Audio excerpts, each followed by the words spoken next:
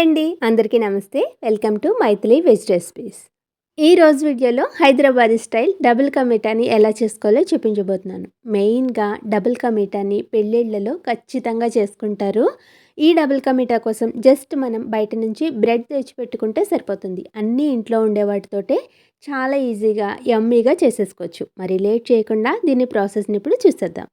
దీనికోసం నేను ఇక్కడ 5 మిల్క్ బ్రెడ్ స్లైసెస్‌ని తీసుకున్నాను. దీని చుట్టూ ఉండే బ్రౌన్ పార్ట్‌ని తీసేసుకుని మనకి నచ్చిన సైజులో కట్ చేసుకోవాలి. ఇక్కడ మనం తీసేసిన బ్రౌన్ పార్ట్ అనేది అస్సలు వేస్ట్ అవ్వదండి. ఇది డ్రై పాన్‌లో వేసుకుని ఒక 2 మినిట్స్ లో ఫ్లేమ్‌లో ఫ్రై చేసుకుని మిక్సీ జార్‌లో గ్రైండ్ చేసుకున్నామంటే బ్రెడ్ క్రమ్స్ కింద ఉపయోగపడతాయి. అలాగే నేను తీసుకున్న బ్రెడ్‌ని ఒక్కదాన్ని 4 పీసెస్ కింద కట్ చేసుకున్నాను. మీరు తీసుకునే బ్రెడ్ సైజుని బట్టి మీకు నచ్చినట్టుగా కట్ చేసుకోవచ్చు. ఇప్పుడు ఈ బ్రెడ్ ముక్కల్ని మనం ఫ్రిడ్జ్‌లో గానీ, ఎండలో గానీ ఒక 2 అవర్స్ పెట్టుకున్నామంటే ఇవి మనకి కొద్దిగా గట్టిగా అవుతాయి. అప్పుడు ఫ్రై చేసుకున్నప్పుడు నూనె అనేది ఎక్కువ పీల్చకుండా ఉంటుంది. అలాగే పొడి పొడిగా రాలిపోకుండా ఉంటుంది. ఈలోగా మనం రబడీని ఎలా ప్రిపేర్ చేసుకోవాలో చూద్దాము. దీనికోసం పాన్‌లోకి 2 కప్పుల వరకు పాలను తీసుకుని పాలు మనకి సగానికి పైగా తగ్గేంత వరకు మరిగించుకోవాలి. తర్వాత దీంట్లోకి చిన్నగా కట్ చేసుకున్న డ్రై ఫ్రూట్స్ అన్నీ వేసుకుని ఒక 2 మినిట్స్ మరిగించుకుంటే మనకి స్వీట్‌కి కావాల్సిన రబడీ రెడీ అయిపోతుంది. ఒక 2-3 గంటలకి బ్రెడ్ అనేది ఇలా గట్టిగా అవుతుంది. ఇప్పుడు దీన్ని మనం డీప్ ఫ్రై చేసుకోవాలి. నేను ఇక్కడ డీప్ ఫ్రై కోసం ఆయిల్‌ని వాడుతున్నాను. మీరు ఆయిల్‌కి బదులుగా నెయ్యిని వేసుకున్న ఈ స్వీట్ అనేది ఇంకా బాగుంటుంది.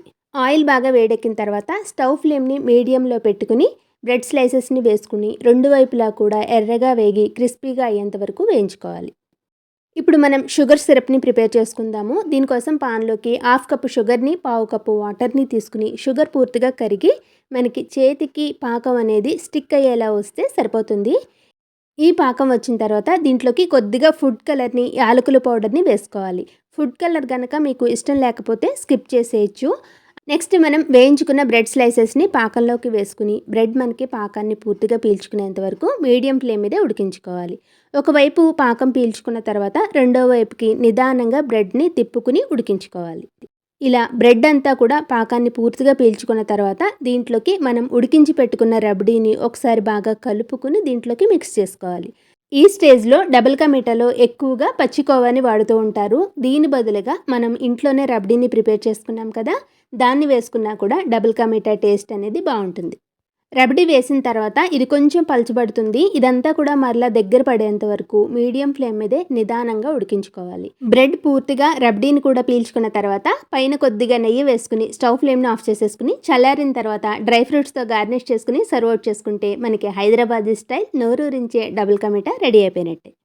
ఈసారి స్వీట్ తినాలి అనిపించినప్పుడు మార్కెట్ నుంచి బ్రెడ్ తెచ్చుకుని తప్పకుండా నేను చెప్పినట్టు ట్రై చేయండి. మీరు ట్రై చేశాక మీ ఫీడ్‌బ్యాక్‌ని నాకు తెలియచేయడం మర్చిపోకండి. ఈ వీడియో నచ్చితే లైక్ చేసి మీ ఫ్రెండ్స్, రిలేటివ్స్ అందరితో షేర్ చేయండి.